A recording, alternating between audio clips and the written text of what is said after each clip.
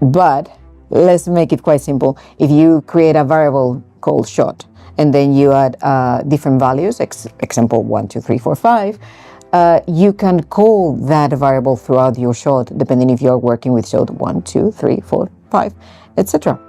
But it doesn't need to be only for multishot. You can do a lot of workflows with this. So it's a full core infrastructure part that is the variable-enabled workflows that enables GSVs, and then we have a bunch of features on top of that to enable, as you say, multishot and a few other workflows.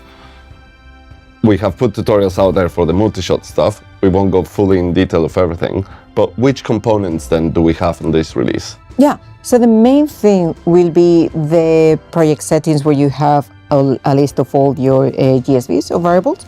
We have a panel, so artists can work easily with those instead of like having to go through thousands of variables. Just like say, what variable do I want to work on? It could be as simple as shot 3 motion blur off.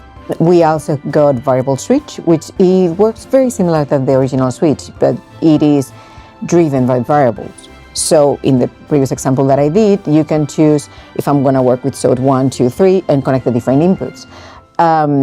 We also got variable groups, which are also connected to the group node internal view, as I was mentioning. So you can work with variable groups or live groups with variables and see what's inside of them as well. So that's actually an interesting point to bring back, right? So I mentioned before around that people had requested the backdrops to be collapsible. So we decided not to do the backdrops because we added it to the groups, because these workflows allows us to actually have variables attached to those sections and make them as scopes. That's correct. So the part that you mentioned, scopes, that's the main difference compared to Katana.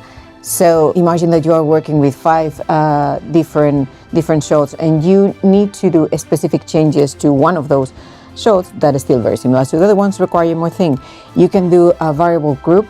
That's one of the options that you have, and therefore you will have different scope compared to the previous one. There will be something, let's say, a root level, and then a different scope for this specific shot.